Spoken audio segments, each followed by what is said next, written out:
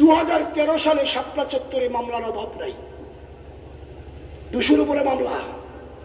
আমাকে গ্রেফতার করেছে 23টায়, আল্লামা জুনায়েদ হাবিব সাহেবকে 29টায়, সাখাওয়াত হোসেন রাজি সাহেবকে 24টায়, আল্লামা মামুনুল হক সাহেবকে 41টায়।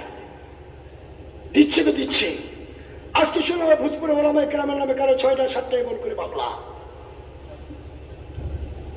আমরা অন্তর্বর্তীকালীন সরকারকে সময় দিয়েছিলাম 1 মাস। কয় মাস? 1 মাস। 1 মাসের মধ্যে হেফাজতের সমস্ত মামলা প্রত্যাহার করতে হবে। আপনারা আজকে ক্ষমতায় গিয়েছেন শুধু ছাত্রদের আন্দোলনের কারণে। 2013 সালে হেফাজতের শাপলা চত্বরের রক্তের বিনিময়ে আজকে আপনারা ক্ষমতায়। ভুলে যাবেন না, আন্দোলন করেছে শুধু ছাত্ররা করে নাই, স্কুল কলেজ ইউনিভার্সিটির। আপনারা টের পাবেন না, মাদ্রাসার ছাত্ররা ধরা খাবে। এই জন্য প্যান্ট শার্ট পরে পরে আমার অধীনে কয়েক শত ছাত্র আন্দোলনে গিয়েছে। ওরা প্যান্ট শার্ট দেখে সবগুলোকে স্কুল কলেজ ভাববেন না, এখানে লক্ষ লক্ষ ছাত্র মাদ্রাসার তালেবে ইলমরা ছিল। আমরা আমাদের জান বাজি রেখে আন্দোলন করেছি। আজকে হেফাজতের নেতা কর্মীরা মামলায় ভুগবে, তা হতে পারবে না।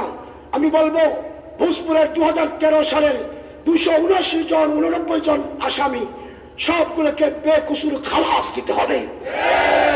আগামী 1 মাস টাইম বেঁধে দিলাম।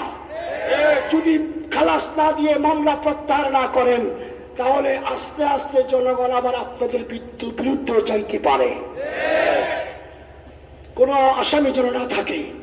শাপলা চত্বরের সকল মামলা প্রত্যাহার করবেন। শাপলা চত্বরের রক্তের বিনিময়ে আজকে আপনারা ক্ষমতায়। অতএব শাপলাকে অবমূল্যায়ন করলে চলবে না, শাপলাকেও সম্মান করতে হবে। আর শাপলা চত্বরকে শহীদ চত্বর নাম ঘোষণা করতে হবে। এটা আমাদের দাবি। ইনশাআল্লাহ রাজি আছি। আল্লাহ তৌফিক দান করুক। আবুল আহাবের পোলা গেছে, বাকি আছে আবু জেহেল। সময় কম, সংক্ষেপে বলতেছি। আবু জেহেল পাগল, বদর যুদ্ধে আসছে। মাআজ মুআওয়াজ 2 বাচ্চা। আব্দুর রহমান ইবনে আউফকে বলে, চাচা আবু জেহেল চিনোনি? ওই যে উটের পিঠে দাঁড়ায় বসে রয়েছে, ওটার নাম আবু জেহেল। 2টা দৌড় দিছে, একটা চেহারার দিকে তাকাইছে। ভাই এটা তো উটের পিঠে অনেক উপরে। মাআজকে মুআওয়াজ বলে, তুমি উটের পায়ে কোপ দাও, বেটা পড়বো আমি আল্লাহু আকবার। পড়ে গেছে বিসমিল্লাহ আল্লাহু আকবার।